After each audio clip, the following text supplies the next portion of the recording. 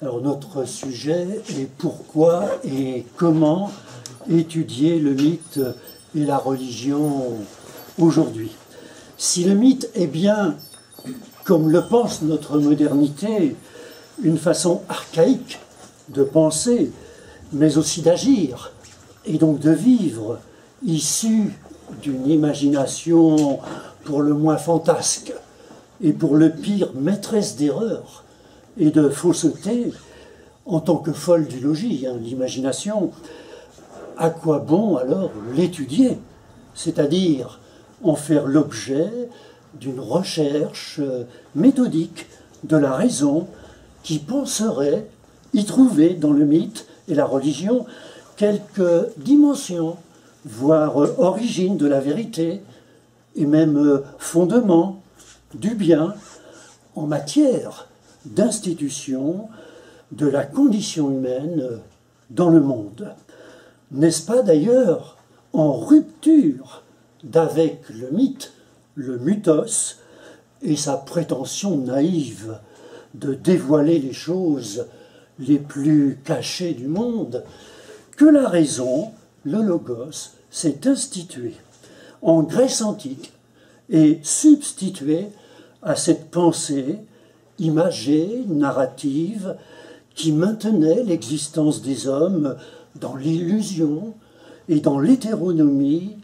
à l'égard de la volonté des dieux, tout comme la religion qui en est maintenant émanée, pour initier, les Grecs donc, la plus grande révolution culturelle de l'humanité, en faisant passer l'esprit humain du monde clos du mythe à l'univers infini de la pensée idéale et argumentative, à la recherche de la sagesse personnelle et de la justice collective. Mais à l'encontre d'une raison moderne devenue positiviste et instrumentale, aussi bien en matière de pensée scientifique que d'action technique et politique, et de sa prétention à éradiquer l'existence humaine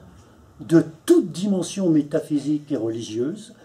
comme étant illusoire et dangereuse, ne deviendrait-il pas aujourd'hui urgent non seulement de remythologiser, mais aussi de remythiser, et donc de resacraliser la condition humaine, afin de combattre un tel désenchantement du monde par la raison, raison qui serait la vraie fautive de la multicrise que subissent l'humanité et le monde contemporain, et cela en remettant au goût du jour l'étude d'un mythe et d'une religion réhabilités, comme l'exige aujourd'hui le retour de la référence à un sacré fondateur théologico-moral et même maintenant théologico-politique. On voit donc que par-delà les finalités, les modalités et même de la légitimité, de l'étude du mythe et de la religion, ce qui est en jeu ici, c'est la capacité théorique, mais aussi pratique des hommes d'affronter la tension entre mythos et logos, qui est au cœur de la condition humaine, tout particulièrement en notre moment historique bien tourmenté. Ce que nous allons étudier, donc, notamment en référence au philosophe Ernst Cassirer. Comme annoncé, nous verrons pourquoi et comment, chemin faisant. En un premier temps, donc, le mythe n'est-il pas, en effet, et tout d'abord, une forme de pensée et d'action archaïque, et donc pré-logique, pré-logos, d'avec laquelle la raison, le logos, doit radicalement rompre bien plutôt que de l'étudier. et cela en vue de l'accomplissement au mieux de l'humanité, en vérité et en liberté. Le mythe est une forme de pensée imagée, narrative, qui s'exprime en récits, représentant les exploits d'êtres surhumains et entraînant, exigeant même,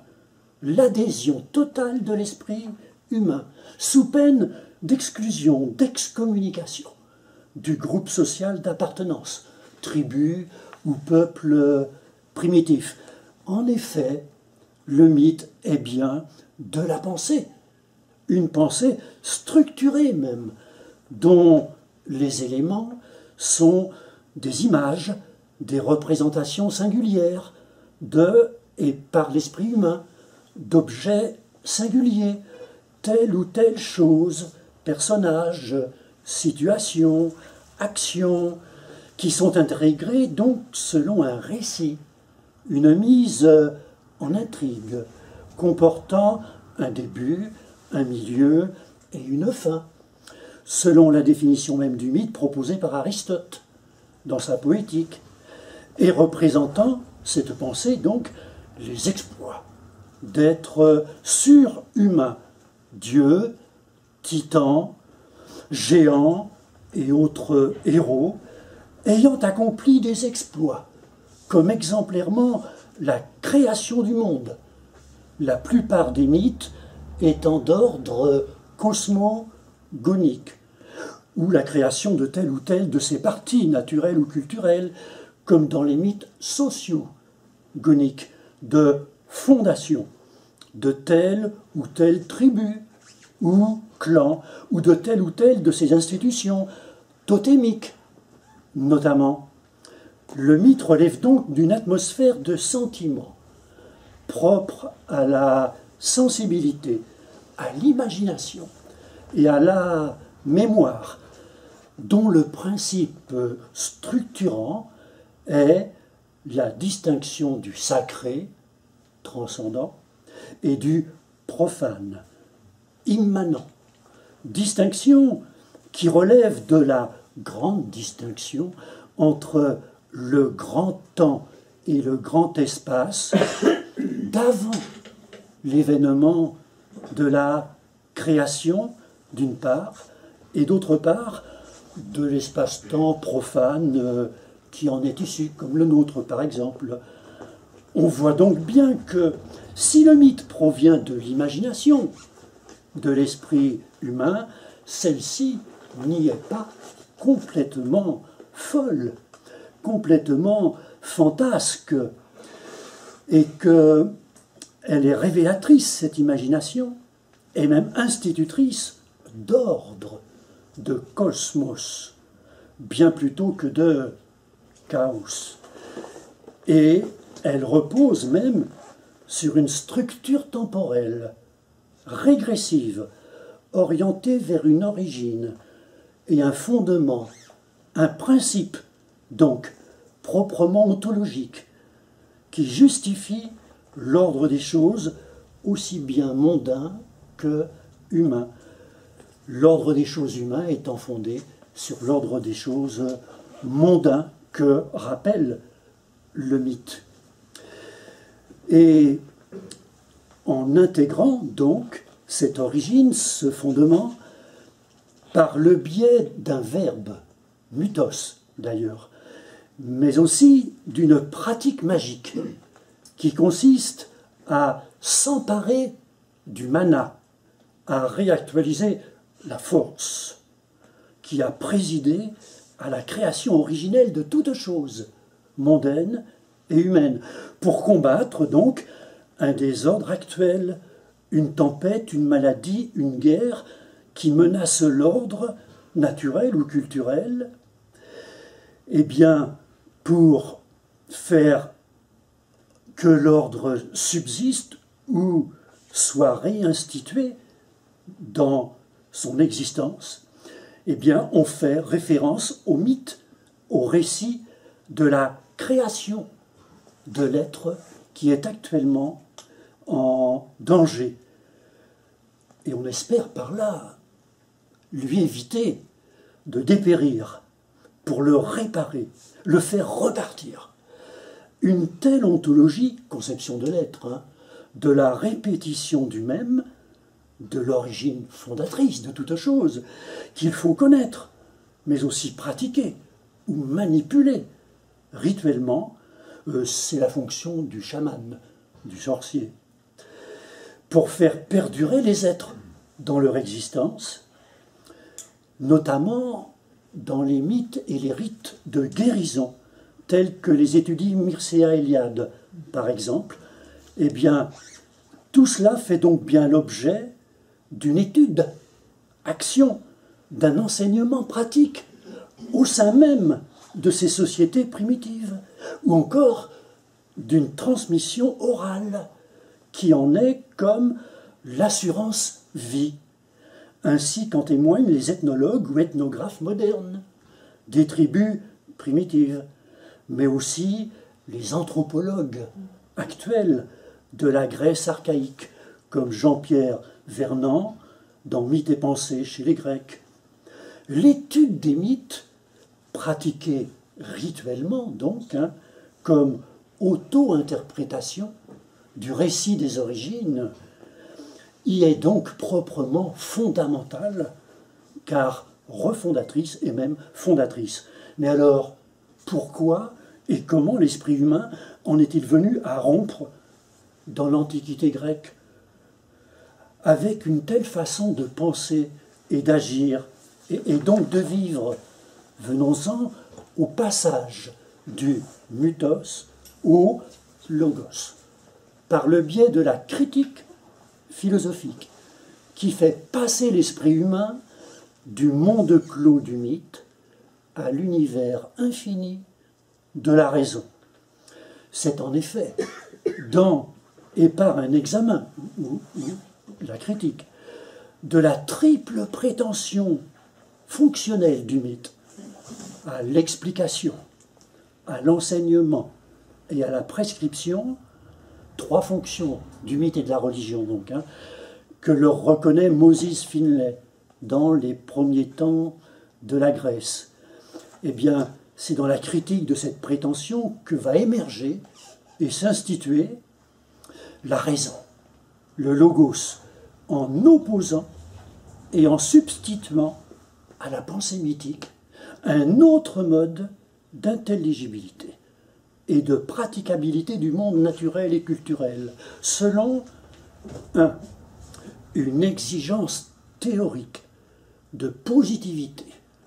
et de rigueur chez les physiologues naturalistes, Héraclite, Empédocle, Démocrite, et les logiciens mathématiciens grecs, Thalès, Parménide, Pythagore, des 7e, 6e siècles avant Jésus-Christ, mais aussi selon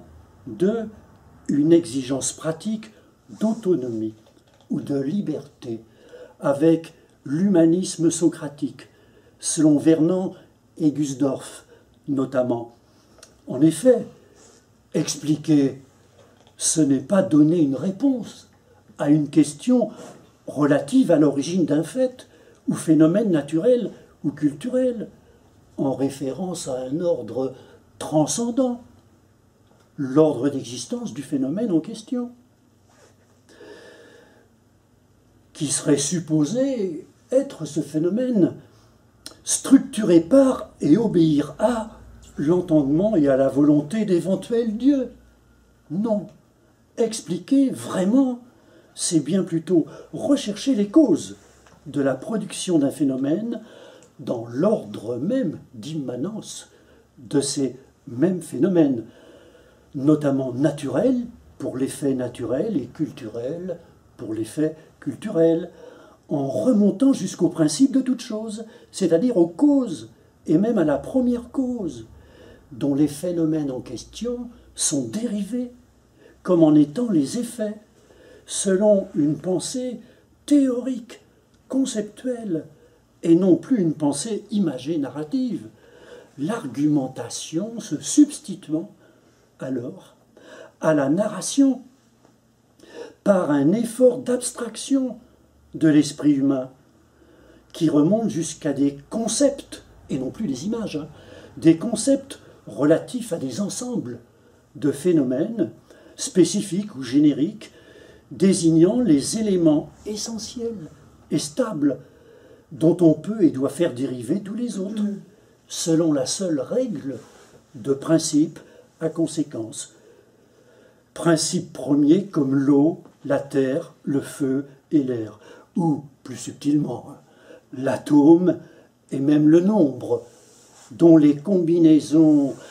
infinies modèlent et remodèlent des mondes à l'infini. Donc, comme le pensaient déjà certains à l'époque, comme Démocrite et Épicure, la question du fondement immanent et permanent des choses remplace alors la question de leur origine événementielle singulière et transcendante. C'est ainsi que, au modèle d'une vérité dévoilée par les dieux, vérité révélée aux hommes donc, par des êtres autres que eux-mêmes et supérieurs à eux, eh bien se substitue maintenant le modèle d'une vérité à rechercher par les hommes eux-mêmes et selon des exigences théoriques et pratiques qui soient les mêmes pour tous, à commencer par la volonté d'une vérité qui soit adéquate empiriquement à l'objet étudié et cohérente et complète théoriquement, ainsi que le respect des autres hommes comme membres à égalité de capacité d'une libre recherche théorique de la vérité et pratique du bien, ce dont le moment historique et théorique du cogito socratique, connais-toi toi-même, constitue le modèle exemplaire et proprement révolutionnaire, comme le dit Gusdorff dans Mythe et métaphysique, puisque Socrate fait passer l'humanité de l'âge d'une pensée collective et s'imposant comme étant toujours déjà là à chaque homme, du seul fait de son appartenance culturelle, le mythe, à l'âge d'une pensée personnelle, en mode « je », qui rompt avec le règne du « on » ou même du « nous »,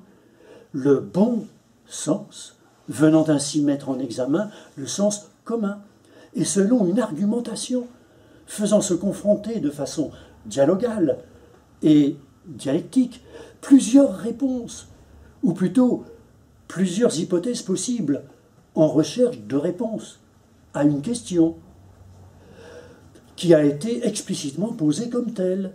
et non plus en imposant une seule réponse qui prétendait faire la loi depuis l'origine des temps. Et cela selon l'exigence d'une transmission critique et autocritique des procédures même, de questionnement et de problématisation, ce qui est proprement enseigné. La cité rationnelle et raisonnable est sans cesse ouverte aux lois nouvelles qu'elle se donne, se substitue alors à la communauté mythico-religieuse fermée, qui les reçoit, elle, ces règles d'une altérité transcendante. L'émergence du nouveau se substitue donc à la répétition du même, pour ouvrir l'humanité à la recherche infinie de la sagesse personnelle et de la justice collective, faisant alors de l'historicité le plus propre de la condition humaine. Mais alors, quelle peut et doit être désormais l'attitude théorique, mais aussi pratique de la raison à l'égard du mythe, notamment quant à son étude? Bien plutôt que d'étudier le mythe et la religion qui en émanent,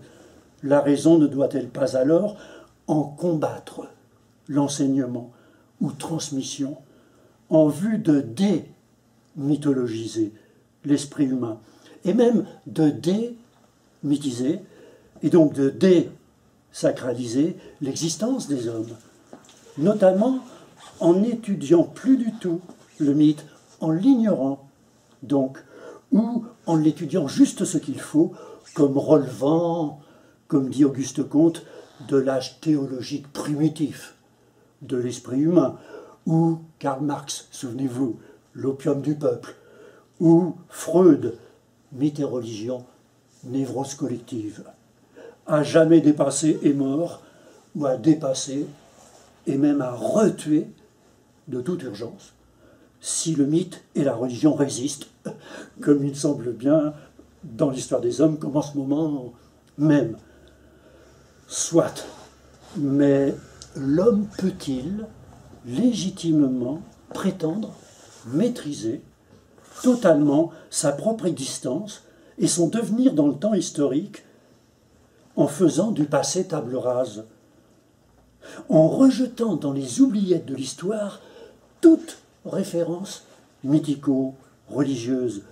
qui jusque-là semblait bien constituer pourtant l'essentiel de toute tradition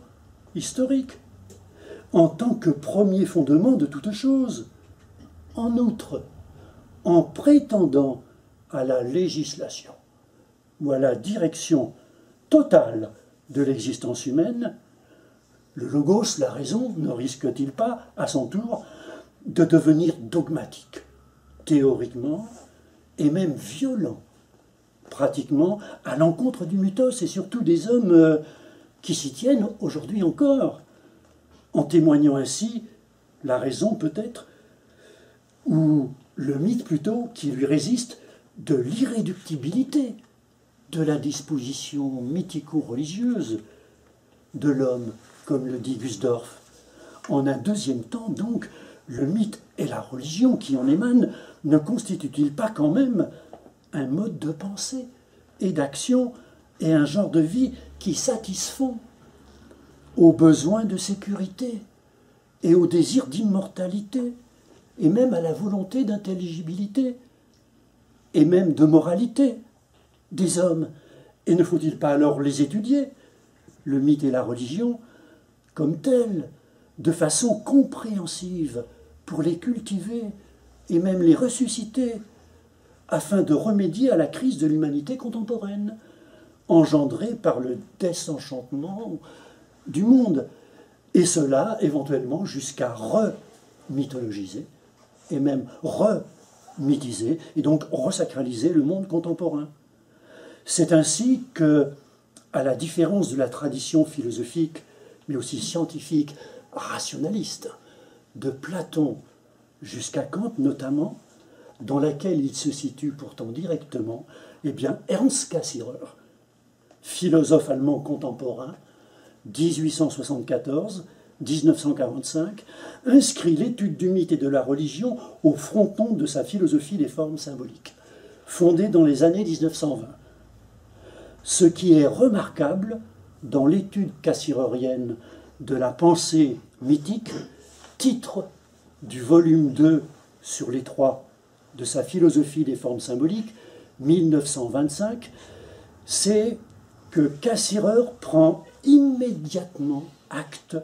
du fait des sciences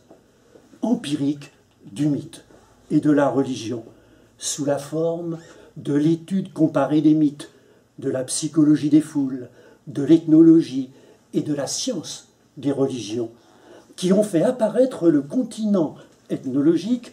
dans la seconde moitié du XIXe siècle, dans le sillage du romantisme allemand. Mais tout en rendant hommage à cet apport d'un matériau d'une grande richesse, Cassirer objecte à ces sciences leur objectivisme naturaliste, qui traite les mythes comme des faits empiriques,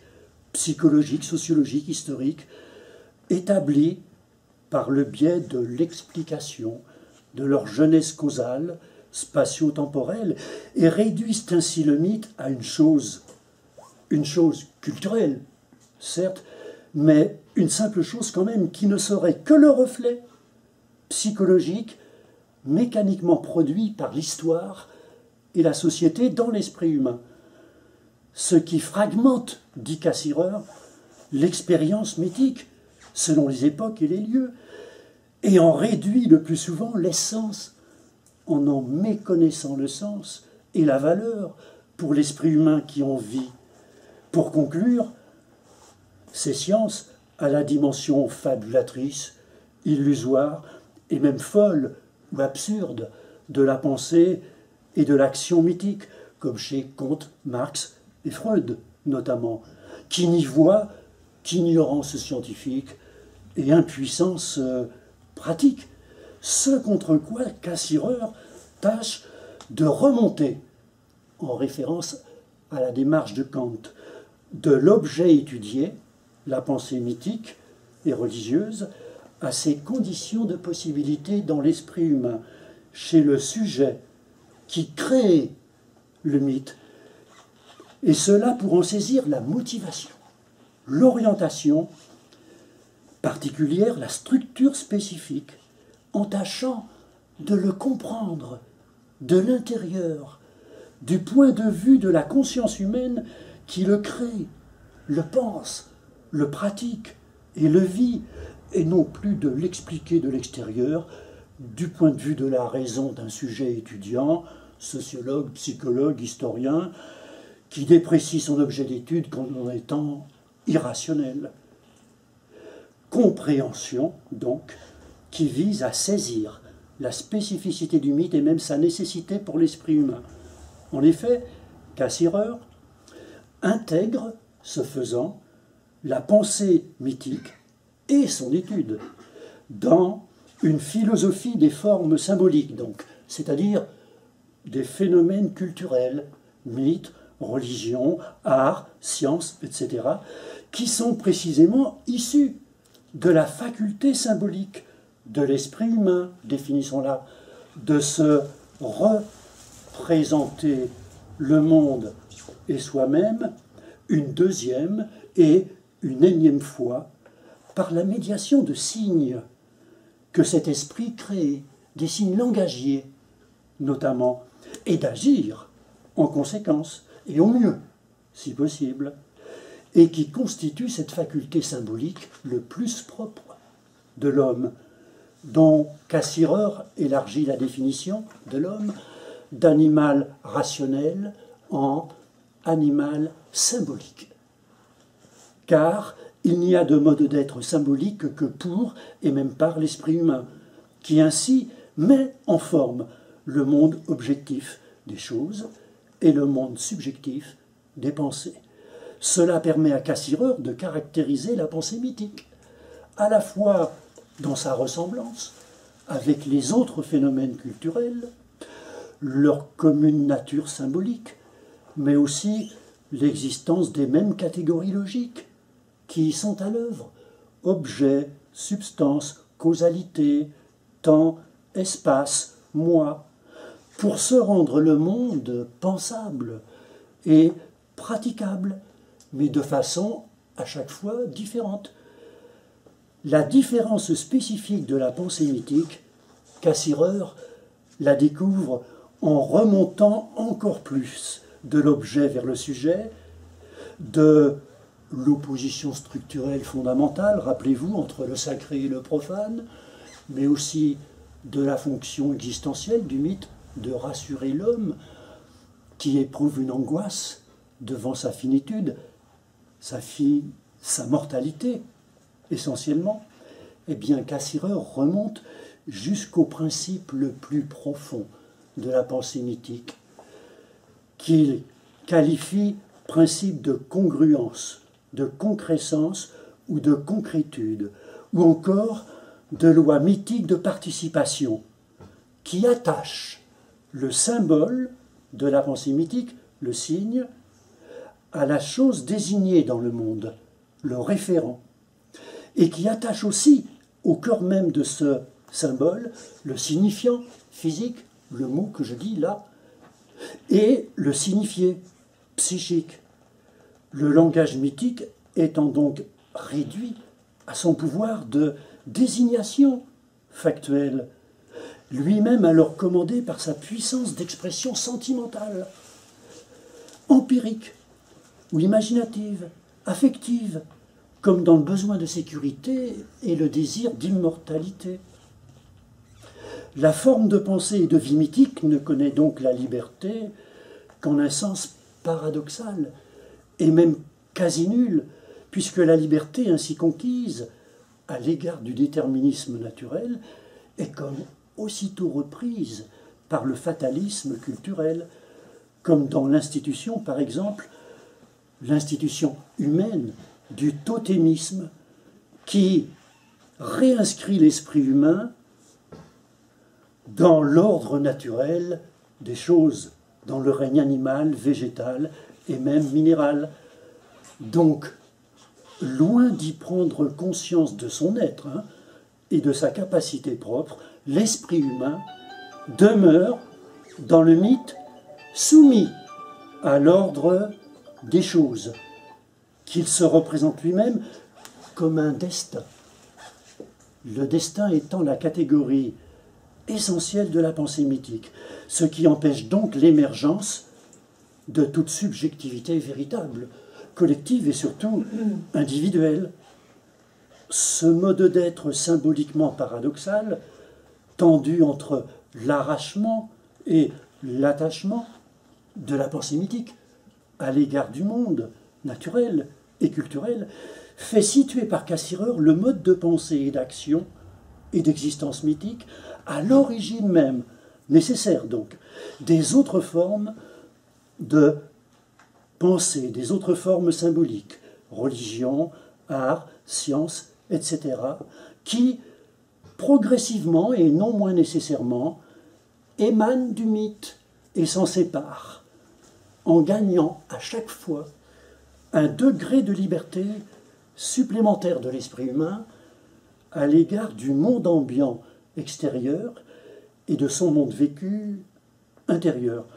C'est donc d'abord dans la différenciation religieuse d'avec le mythe, ou la pensée purement mythique, comme Cassirer y insiste dès 1925, que l'esprit humain commence à s'y dégager de l'emprise de ses propres émotions et représentations imagées, pour finir dans les grandes religions culturelles monothéistes par représenter, dit Cassirer, un pur principe spirituel transcendant et créateur du cosmos comme totalité, Dieu. Ce principe spirituel personnel, par le biais de l'analogie, permet alors à la subjectivité humaine de se constituer comme telle, en s'identifiant en tant que volonté personnelle, individuelle, capable de dialogue intersubjectif avec son Dieu. C'est alors que l'éthique mythique de l'interdiction, de la culpabilité et de la punition collective émerge progressivement l'éthique proprement morale, de l'obligation, de la responsabilité individuelle et donc de la sanction personnelle. La structure temporelle régressive du mythe, tournée vers l'origine sacrée de toute chose, se voit ainsi opposer une structure temporelle progressive dans laquelle l'homme commence à se penser comme une tâche à effectuer par lui-même, par ses propres œuvres. Cette réhabilitation cassirorienne du mythe et de la religion participe à sa façon au grand tournant herméneutique, à la recherche du sens, de la philosophie contemporaine du XXe et du XXIe siècle, qui met au cœur de la condition humaine la pensée mythico-religieuse, donc, comme révélant la nécessité et même la supériorité foncière de ce qu'on appelle les grands récits, fondateurs et destinateurs, supériorité sur toute théorie conceptuelle et idéale, alors jugée trop abstraite et desséchée. Le monde mythico-religieux recelant et révélant, lui, des trésors esthético-éthiques, des idéals types, des expériences fondamentales et fondatrices de l'existence humaine, susceptibles d'instruire et donc d'orienter l'homme dans les grandes occasions critiques de son existence. Naissance, passage d'un âge à un autre, affrontement de l'adversité, naturelle ou culturelle, approche de la mort, etc., le mythe et la religion constituant alors les grands éducateurs de l'humanité, et leur étude herméneutique, donc, la grande rééducatrice de l'humanité jusqu'à notre époque de multicrises à répétition. Cette dimension éducative et libératrice n'est-elle pas redoublée, théoriquement, et avérée, historiquement, en effet, par et dans les grandes religions monothéistes révélées? Ainsi, contrairement aux mythes archaïques et aux religions naturalistes polythéistes, les grandes religions monothéistes révélées, judaïsme, puis christianisme, puis islam, autonomisent la réalité humaine à l'égard des réalités surnaturelles et naturelles, en lui ouvrant l'horizon d'un futur symbolique, celui de la prophétie, qui arrache l'homme à la répétition du même, de la prédiction mythique destinale. C'est pourquoi ces grandes religions peuvent être interprétées comme l'une des origines de l'humanisme, à la fois universaliste et personnaliste, notamment le christianisme, dans son affirmation fondamentale de l'égalité de tous les hommes en tant que fils d'un même Père, Dieu donc, et qui se ressemblent plus qu'ils ne diffèrent, ces hommes, en ce qu'ils constituent des subjectivités sentantes et souffrantes d'égale dignité morale. Ces grandes religions monothéistes révélées, en œuvrant éthiquement, mais aussi politiquement à un tel respect, ne permettent-elles pas à l'homme de résister, notamment, à un ordre culturel qui serait autoritaire et surtout totalitaire, et qui prétendrait, cet ordre culturel, vaquer à la satisfaction exclusive du besoin de sécurité, et donc à l'ordre public.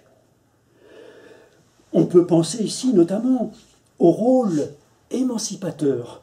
de la théologie de la libération face aux dictatures d'Amérique latine, mais aussi du syndicat d'obédience chrétienne Solidarność face au totalitarisme communiste dans les années 1980. Mais ces grandes religions peuvent aussi jouer un rôle critique à l'égard d'une société démocratique qui pourrait bien ne pas satisfaire à ces grandes aspirations déclarées, liberté, égalité et surtout fraternité, ou société démocratique qui administre une cécité, un aveuglement aux valeurs, le matérialisme consumériste démocratique, empêchant toute expérience spirituelle véritable. Ne serait-il pas temps alors non seulement de remythologiser, c'est-à-dire de reconnaître la capacité de vérité fondamentale de l'imagination mythico-religieuse, mais aussi tant de remythiser, c'est-à-dire de restaurer le mythe dans sa prétention fondatrice, en refondant la socialité sur la sacralité, dans une humanité occidentale dont la mécréance l'a fait courir à la décadence politique, et même à la déchéance morale, et au meurtre et au suicide, comme le clament aujourd'hui les terrorismes d'obédience religieuse, mais aussi comme le pensent certains des théoriciens ou penseurs évoqués ci-dessus, ou tout simplement comme le pensent les identités culturelles actuelles et leurs penseurs communautariens, soit, mais l'imagination mythico-religieuse, surtout sous sa forme contemporaine, moralement et même matériellement réarmée, ne se révélerait-elle pas être la plus illusoire et mensongère des formes de pensée, comme dans le fondamentalisme par exemple, le plus littéral, et la plus hétéronome et violente forme d'action, comme dans le terrorisme, voire le totalitarisme qui s'en réclame, qu'il serait alors urgent de réétudier le mythe et la religion à nouveau frais, de façon à les démasquer et les combattre comme tels, pour ne pas perdre de vue quand même la question de la vérité et de la liberté, au seul profit de l'affirmation péremptoire et violente d'un sens identitaire et sécuritaire. Et cela donc pour ne pas perdre la raison, et même bientôt la vie, tout simplement. En un troisième et dernier temps, donc, si la pensée mythico-religieuse est bien un moment constitutif de l'existence humaine, et donc un élément irréductible de la culture, elle ne peut pas légitimement prétendre en constituer le fondement même, statut et rôle qui reviennent à la raison, à une raison désormais critique, mais aussi auto-critique, qui doit étudier, mais aussi agir à l'égard du mythe et de la religion, pour permettre l'accomplissement au mieux de l'humanité, en vérité et en liberté. N'est-il pas en effet urgent aujourd'hui de refonder une étude du mythe et de la religion plus adéquate, qui soit susceptible d'en révéler les vertus, mais aussi les vices, pour mieux combattre ceux-ci, les vices donc, tout en reconnaissant les vertus du mythe et de la religion, pour en instruire la raison théorique, mais aussi pour mieux orienter la raison pratique à leur égard, comme à celui de l'humanité et du monde. On peut à cet effet se référer à nouveau à Ernst Cassirer pour examiner ou étudier donc avec lui, dans Le mythe de l'État, 1946, second grand moment de son étude du mythe, 20 ans après 1925, eh bien, il étudie le phénomène totalitaire, le fait politique majeur du XXe siècle. Phénomène totalitaire qui relèverait, selon Cassirer, du retour du refoulé dans l'histoire des hommes, c'est-à-dire le retour du mythe archaïque primitif, que l'avènement de la raison en Grèce antique avait relégué au fond de l'esprit humain comme mentalité préhistorique, pour lui substituer le logos, la raison, rappelons-nous. Mais cette fois-ci, dans sa résurgence historique moderne, l'imagination mythique a changé de signe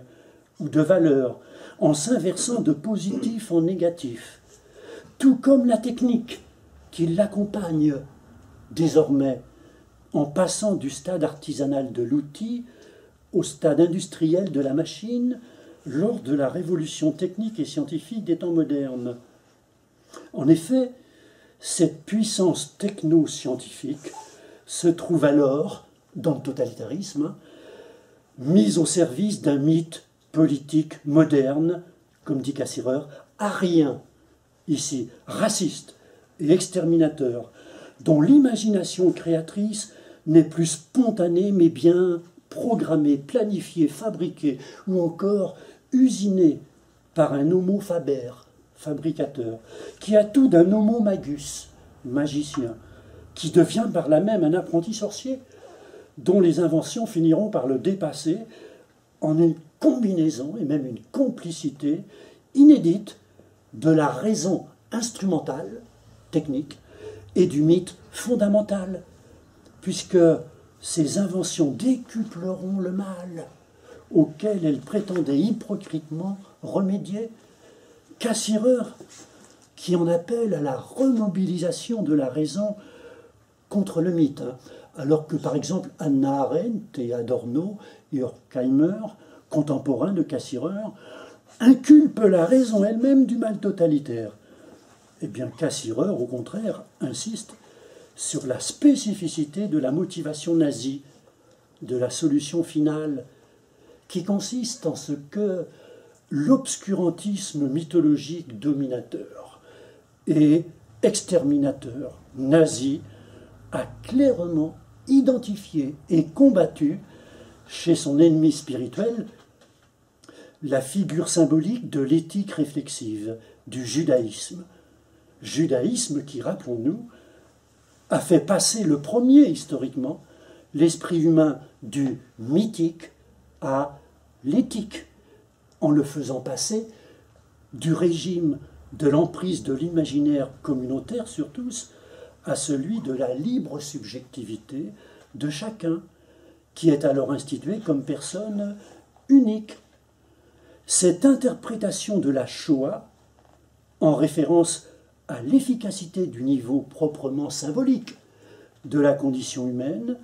inverse ainsi, encore une fois, l'explication des sciences sociales naturalistes, néo-marxistes notamment, puisque, ici,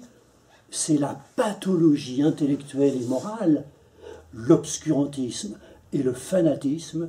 qui engendrent la pathologie sociale et politique, la domination exterminatrice, ce qui témoigne là encore de l'originalité et de la fécondité de l'éthique assyrienne du mythe et de la religion, tout en explicitant et en illustrant au passage l'émancipation de la religion à l'égard du mythe. Cependant, même si, dans certaines circonstances historiques, la référence religieuse peut effectivement jouer un rôle critique et émancipateur, qu'est-ce qui l'emporte finalement en elle de l'autonomie de l'homme éveillé par un verbe divin, personnel, à la vie morale et spirituelle, ou alors de l'hétéronomie de l'homme, qui premièrement et finalement y dépend encore dans la religion de l'entendement et de la volonté du Dieu auquel il donne son entière créance. Toute pensée mythico-religieuse n'est-elle pas essentiellement une leçon de soumission, comme le signifie par exemple et notamment le mot islam, à l'ordre sacré des choses, comme y insiste Schleiermacher, penseur romantique du XIXe siècle, pour qui la religion, je cite, émane du sentiment de sujétion absolue de l'homme au divin, propos cité et repris par Cassirer lui-même. La référence monothéiste ne renforce-t-elle pas, qui plus est, la prétention à la supériorité, voire à l'exclusivité, et donc à la totalité, qui anime toute pensée mythico-religieuse, alimentant par là même le prosélytisme, le fondamentalisme, le fanatisme, l'intégrisme, et même le terrorisme, voire, dans certains cas, le totalitarisme, comme en témoigne la leçon la plus constante de l'histoire de l'humanité, ainsi que notre contemporanéité violemment marquée par le retour du sacré, dans son ambition fondatrice, du théologico-éthique et même, aujourd'hui, du théologico-politique, comme, par exemple, dans le terrorisme islamiste. Il reste donc, semble-t-il, pour éviter une telle issue de confusion théorique et de collusion historique, du mythe fondamental et de la raison instrumentale,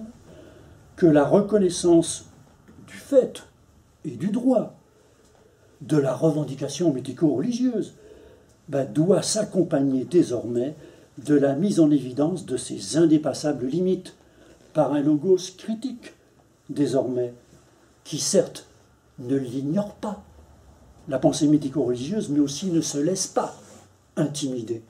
par elle, ni surtout dissoudre en elle, comme peut le laisser craindre actuellement le retour en force de la reconnaissance ou de la renaissance du logos herméneutique. Si donc le logos doit bien accorder de l'attention au mythos, et même l'étudier, et non pas l'ignorer, et encore moins le mépriser, ce ne peut pas être de façon seulement analytique, qui en explique et combat le fait accompli comme étant historiquement, définitivement dépassé car du passé, comme en notre premier moment, ni l'étudier de façon seulement herméneutique, qui en comprend et accompagne le sens établi comme étant définitivement indépassable, comme en notre deuxième moment. Mais cela doit être l'étudier donc de façon critique, pour en examiner et juger, c'est-à-dire limiter la prétention et surtout à l'exclusivité, encore plus qu'à la supériorité. Pour ce qui est du bien-vivre personnel, mais aussi et surtout du bien-vivre ensemble. L'étude du mythe s'effectuant donc ici sous l'espèce d'une critique de l'idéologie mythologique, en écho au dernier cassireur du mythe de l'État et aux propos de Lévi-Strauss, je cite, « Rien ne ressemble plus à la pensée mythique que l'idéologie politique. Dans nos sociétés contemporaines, peut-être celle-ci a-t-elle seulement remplacé celle-là. » Il s'agit donc maintenant de remettre le mythos à sa place. D'éléments sans doute importants de la culture des hommes, mais pas de fondement. Surtout lorsqu'il prétend à la supériorité et même à l'exclusivité, notamment lorsque la religion elle-même se refondamentalise en se remythologisant, en se remythisant, en référence à sa volonté intrinsèque d'unitotalité monothéiste, comme il apparaît à la fin du XXe siècle et maintenant en ce début du XXIe siècle. Une telle étude du mythe et de la religion nécessite donc un double évitement. Premièrement, éviter la réduction du mythos par un logos qui serait sûr de soi et dominateur de son autre mythique, comme en témoigne l'indifférence ou le mépris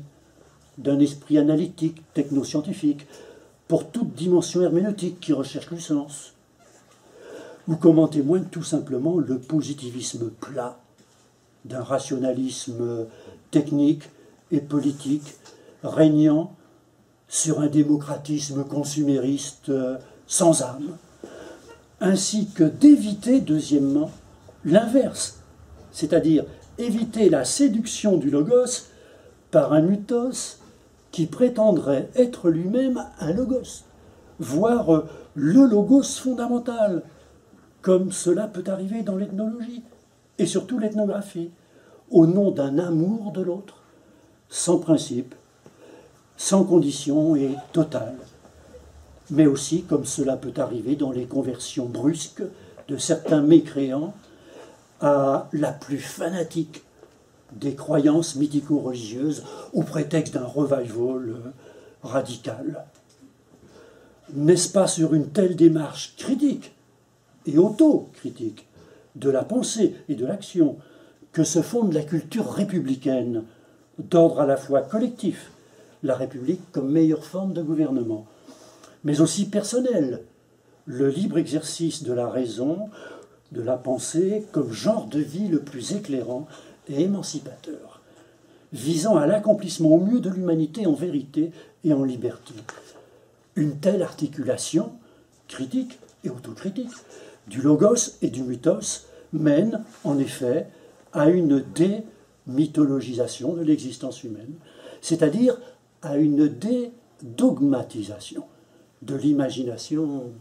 mythico-religieuse, dont la prétention à la vérité ontologique doit être transformée en présentation ou proposition d'un sens symbolique. Et cette étude ne doit donc pas mener à une démythisation qui viserait à supprimer toute référence de l'esprit humain à quelque dieu, ce qui, par contre-coup, ne pourrait que alimenter et même ressusciter l'ambition d'une remythisation qui viserait à restaurer la référence à Dieu dans sa prétention fondatrice, ce qui pourrait nous faire craindre un nouvel obscurantisme et un nouveau fanatisme qui mettrait en danger les conquêtes de l'histoire en matière d'une existence émancipée car éclairée par la raison, que ce soit dans la vie privée ou dans la vie publique. Une telle conception est pratique, critique et autocritique des rapports du logos et du mythos nécessite la séparation des croyances privées et des raisons publiques, et donc la séparation de l'État et des églises, comme dans et par la loi de laïcité, instituée en France en 1905, qui sauvegarde et promeut,